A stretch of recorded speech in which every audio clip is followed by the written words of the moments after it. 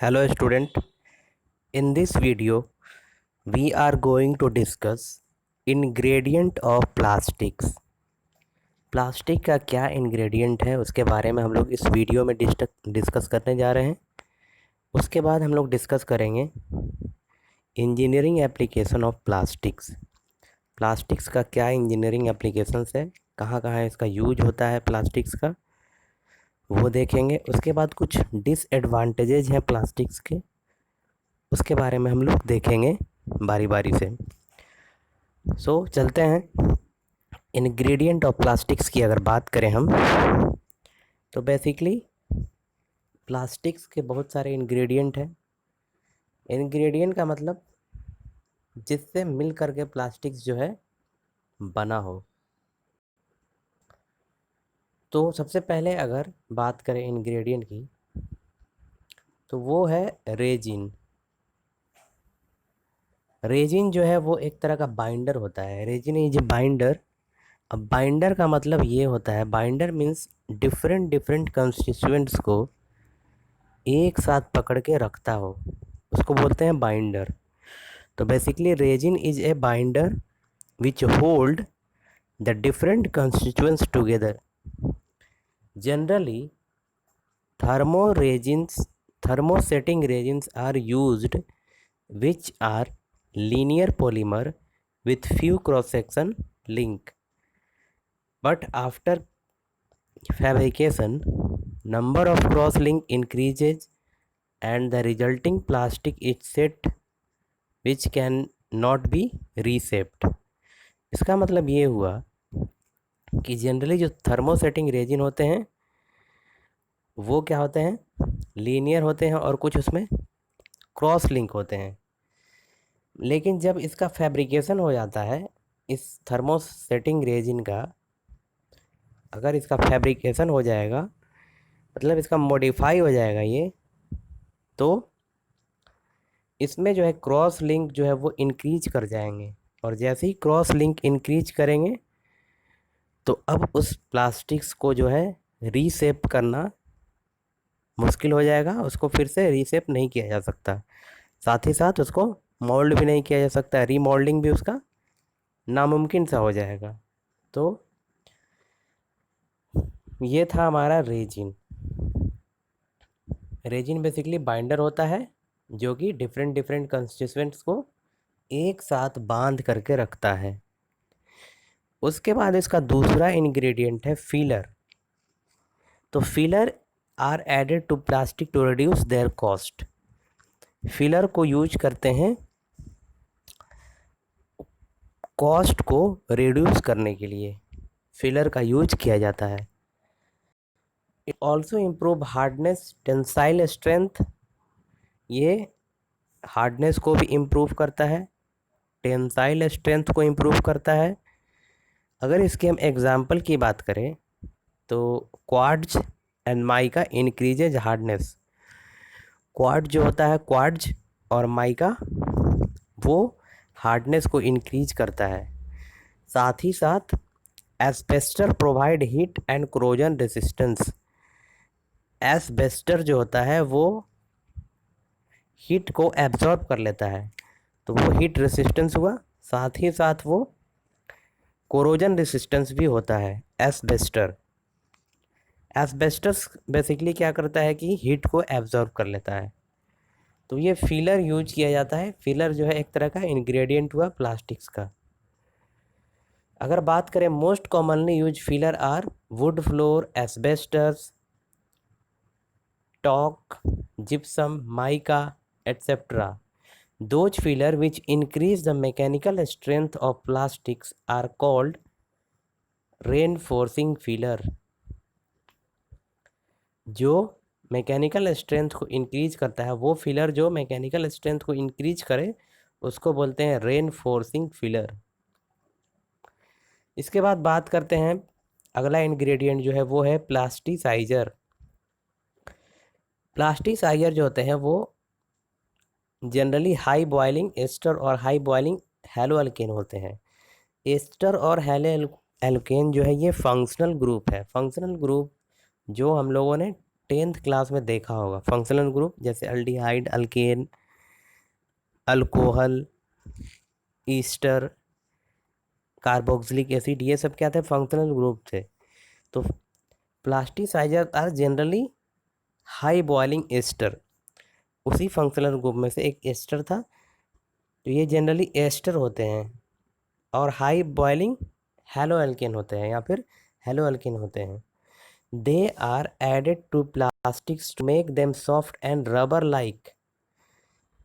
ये जो ऐड होते हैं प्लास्टिक में तो उनको क्या करते हैं? सॉफ्ट बना देते हैं और रबर की तरह उनको बना देते हैं प्लास्टिक्स को।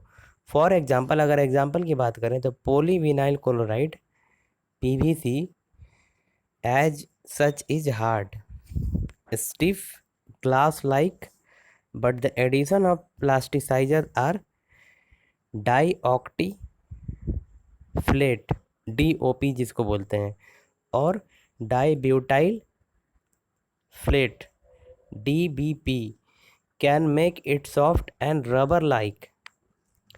तो ये जो ऐड करेंगे DOP और DBP, इसको बोलते हैं डाईऑक्टिल फ्लेथलेट और डाईब्यूटाइल फ्लेथलेट, और इनको ऐड करते हैं तो वो सॉफ्ट और रबर की तरह बन जाता है।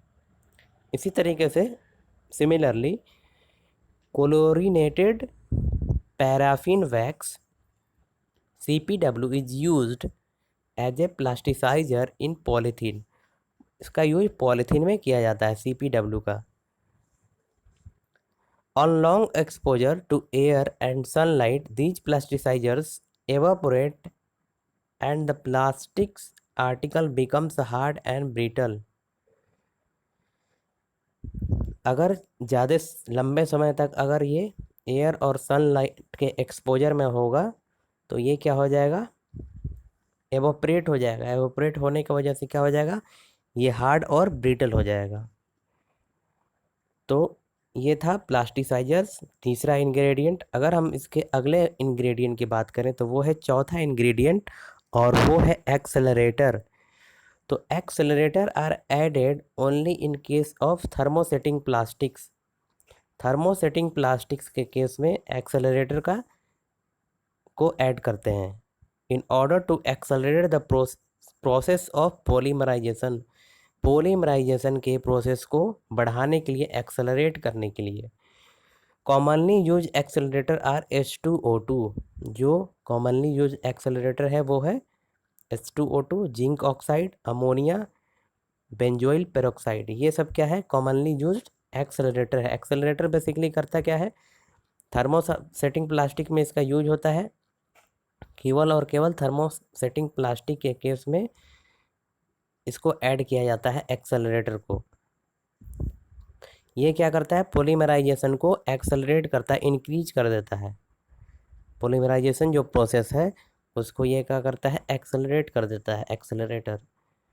बेसिकली हमारा जो एक्सेलरेटर है, कॉमनली यूज्ड एक्सेलरेटर, वो है जिंक ऑक्साइड, अमोनिया और बेंजोइल पेरोक्साइड। इसके बाद अगर हम बात करें नेक्स्ट इंग्रेडिएंट की तो वो है pigment. Pigment are used as colouring material. Colour देने के लिए पिगमेंट को यूज किया जाता है। Pigment are used as colouring material. These are chemicals which provide desired shade to the plastics. ये क्या करते हैं? जैसा हम चाहें वैसा हम कलर दे सकते हैं, उस तरह का शेड दे सकते हैं। तो ये था हमारा पिगमेंट, पांचवा इंग्रेडिएंट। छठा इंग्रेडिएंट जो है वो है हमारा lubricant. Lubricant are used to make moulding और plastic easier and to impact a glossy finish. Lubricant का यूज किया जाता है मोल्डिंग को आसान करने के लिए। मोल्डिंग क्या होगा? आसानी से होगा, चिपकेगा नहीं। जिसमें मोल्ड करेंगे, जिसमें कास्ट करेंगे प्लास्टिक्स को, वो उसमें चिपकेगा नहीं।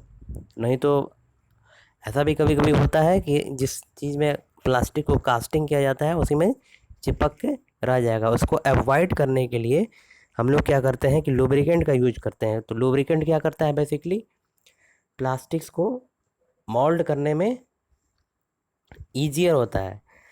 And to impact a glossy finish, और फिनिश भी काफ़ी अच्छा चमकदार फिनिश देता है लुब्रिकेंट टू फाइनल प्रोडक्ट बनने में एक ग्लॉसी फिनिश देता है। Commonly use lubricant or oil, oil जो है वो कॉमनली यूज लुब्रिकेंट है। वैक्सेस एंड सोप्स, ये सब क्या है, लुब्रिकेंट है।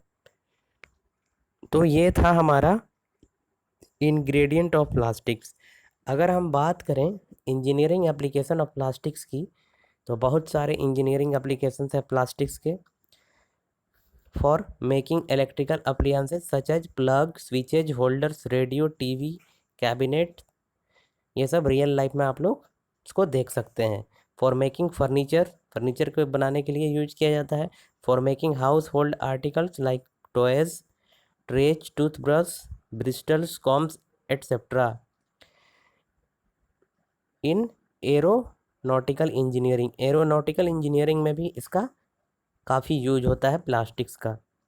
मतलब अगर हम देखा जाए तो हम प्लास्टिक से घिरे हुए हैं, जैसा कि हमने बताया था कि हमारे चारों तरफ प्लास्टिक्स है। प्लास्टिक से हम एक्चुअली घिरे हुए हैं, हमारे हर एक चीज़ में प्लास्टिक्स है। तो हर जगह प्लास्टिक्स का यूज है। For making electrical cables, floor tiles, pulley, seat covers, boxes, telephone parts. For making film, for water proofing, damp proofing. इसी तरीके से for making synthetic fibres like nylon, terylene. फिर as water softening agent for making overhead water tank and pipes. For making adhesives, for making special types of paint, special types of paint जो होते हैं वो भी plastics ही हैं। For making floor, for making handle tools, इन सब चीज़ों में प्लास्टिक्स का यूज है। तो इंजीनियरिंग एप्लीकेशंस हम लोग बोल सकते हैं कि प्लास्टिक्स का है। अगर हम डिसएडवांटेज की बात करें, प्लास्टिक्स के डिसएडवांटेज की अगर बात करें, disadvantage of plastics over metal, metal से अगर हम इसका कंपैरिजन करें तो कुछ इसके डिसएडवांटेज हैं। जैसे ये हाई कॉस्टली होते हैं, इनका कॉस्ट काफ़ी हाई होता है। कंबस्टेबिलिटी होता है, ये जो है कंबसन इनमें हो सकता है, ये जल सकते हैं, लेकिन मेटल जो है वो जलेगा नहीं। तो इसके अंदर ये एक खामी है। उसी तरीके से पुअर डक्टिलिटी होते हैं, ये काफ़ी पुअर डक्टाइल होते हैं, काफ़ी सॉफ्ट होते हैं, ये भी इसका डिमेरिट है। उसी तरीके से लो हीट रेसिस्टेंस होते हैं। फिर जो है डिफॉर्मेशन अंडर लोड होते हैं, अगर इन पे ज़्यादा अगर लोड दे दिया जाए तो ये क्या हो जाएगा, टूट जाएगा या फिर बेंड कर जाएगा। लेकिन अगर मेटल का कोई चीज़ है तो वो जल्दी टूटेगा नहीं, बेंड भी नहीं करेगा। तो कुछ डिमेरिट्स भी है, डिसएडवांटेज भी हैं प्लास्टिक्स के, अगर हम मेटल से इसका कंपेरिजन करें तो ये 5-6 जो है डिसएडवांटेज है। तो आई होप कि ये आपको समझ में आया होगा। Ingredient of plastics, engineering applications of plastics, disadvantage of plastics over metal. So thank you.